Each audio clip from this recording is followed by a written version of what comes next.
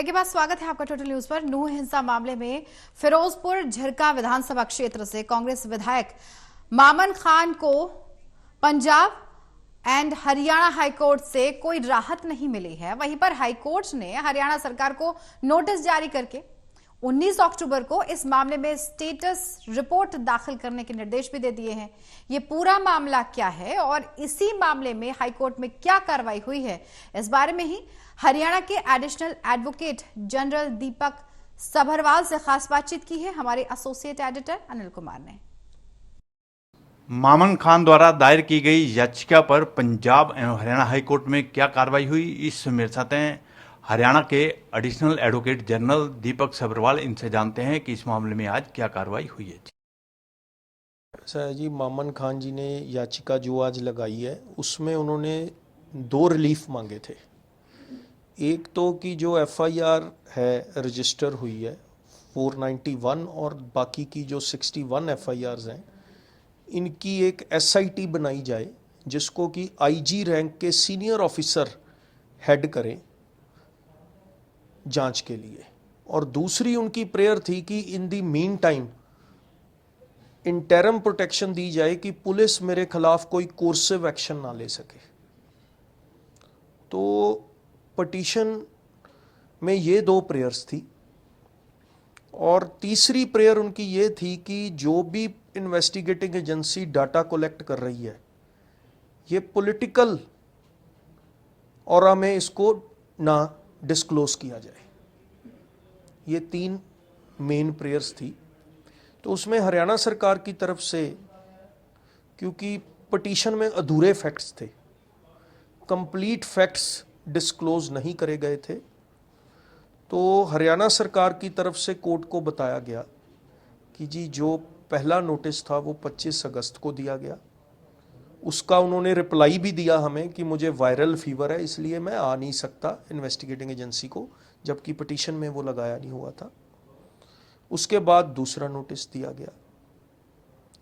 उसके बाद जब वो जांच में शामिल नहीं हुए तो फिर जो एसआईटी हेड हैं उन्होंने अपनी जिमनी नंबर 21 4 सितंबर 23 को डाल के डिटेल्ड जिमनी डाली कि क्या क्या एविडेंस आई है मामन खान जी के खिलाफ और उनको एज अक्यूज नॉमिनेट कर दिया। उसमें डिस्क्लोजर स्टेटमेंट है को अक्यूज की, उसके बाद टावर लोकेशन है, कॉल रिकॉर्ड है और उनके सिक्योरिटी ऑफिसर की स्टेटमेंट है, व्हाट्सएप चैट है, सोशल मीडिया पे पोस्ट है। तो prima facie the investigating agency has collected the evidence that he has instigated this entire violence. तो इसलिए उनको नॉमिनेट कर दिया गया। जब कोर्ट के आगे ये सारे फैक्ट्स हरियाणा सरकार की तरफ से बताए गए तो ऑनरेबल कोर्ट ने बोला कि आपको स्टैट्यूटरी रेमेडी अवेल करनी चाहिए। आप अपनी बेल पहले सेशन जज साहब के पास लगाइए या जो भी आप लीगल रेमेडी अवेल करना चाहते हो वो आप कर सकते हो, आपको राइट है। वो लिबर्टी उनको दे दी। हरियाणा सरकार की तरफ से जो सारी ये एविडेंस उनके खिलाफ इन्वेस्टिगेटिंग एजेंसी द्वारा इकट्ठी की गई है उसको रिकॉर्ड कर लिया गया हाई कोर्ट द्वारा अपने ऑर्डर में। और जो उनकी दूसरी पेयर थी कि एसआईटी बनाई जाए तो उस पर हमने भी ये ऑब्जेक्शन कोर्ट में करा कि इनकी पिटीशन में कहीं नहीं लिखा कि जो इन्वेस्टिगेशन है फेयर नहीं है या उसमें कोई डिले है, क्योंकि एफआईआर में 5 अक्यूज को नॉमिनेट करा गया था जबकि टोटल 52 अक्यूज आज तक नॉमिनेट हो चुके हैं और 42 अरेस्ट हो चुके हैं, जिसमें से एक अक्यूज की बेल हुई है रेगुलर। और जो उन्होंने बोला आईजी लेवल के ऑफिसर इसको हेड करें, उसमें भी डीजीपी साहब की इंस्ट्रक्शंस के बेस पे बता दिया गया कि जी जो हमारे साउथ रेंज रेवाड़ी आईजी हैं मिस्टर राजेंद्र कुमार जी, उनके अंडर ये रेंज आती है नू, and he will weekly monitor and call for the report also that how the investigating agency is going on with the investigation. तो हमारे और ये भी कोर्ट को बता दिया गया कि कोई डिले नहीं है, फेयर इन्वेस्टिगेशन है, सिर्फ जो है एक एविडेंस डिस्क्लोजर के बेस पे नहीं, corroborative एविडेंस के बेस पे इनको अक्यूज नॉमिनेट करा गया है और आगे की कार्रवाई भी एज पर लॉ करी जाएगी। और बहुत ही हमारी जो हरियाणा पुलिस की तरफ से बहुत एफर्ट्स दिन रात किए गए हैं और पूरा वहां पे लॉ एंड ऑर्डर मेंटेन करा गया एसपी साहब की तरफ से। सबरवाल साहब, नर्सल जो है हाई कोर्ट ने क्या आदेश दिए हैं कि मामन खान को निचली अदालत में जाके प्रेयर करनी चाहिए, या इसके अलावा और भी कोई दिशा निर्देश अदालत ने जारी किए हैं? ऐसा है जी, जो तो उन्होंने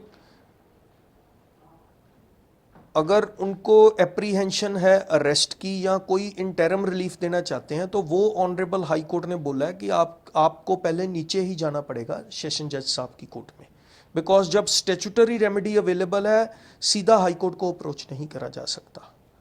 तो जो दूसरी बात है उस पर हरियाणा सरकार को नोटिस करा है कि आपने जो भी ये सारी बातें रिकॉर्ड कर ली गई हैं ऑर्डर में, तो ये एक स्टेटस रिपोर्ट फाइल कर दी जाए 19 अक्टूबर के लिए। सबरवाल साहब, मामन खान को क्यों हाई कोर्ट का दरवाजा खटखटाना पड़ा? उनको क्या चिंता सता रही थी?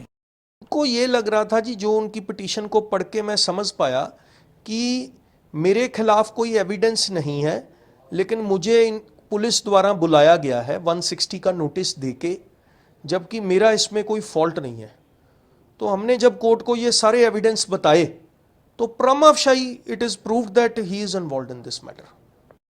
सबरवाल साहब, मामन खान के खिलाफ किन धाराओं के तहत मामला दर्ज किया गया है? एफआईआर देखो जी 107 ऐड करी गई है, 120B है इसमें, और बाकी main FIR is into many section 395 and all other sections are there. ये थे मेरे साथ हरियाणा के additional advocate general Deepak Sabharwal. इन्होंने बताया कि मामन खान द्वारा दायर की गई याचिका पर आज हाई कोर्ट में क्या कार्रवाई हुई है। Anil Kumar, total news, Chandigarh.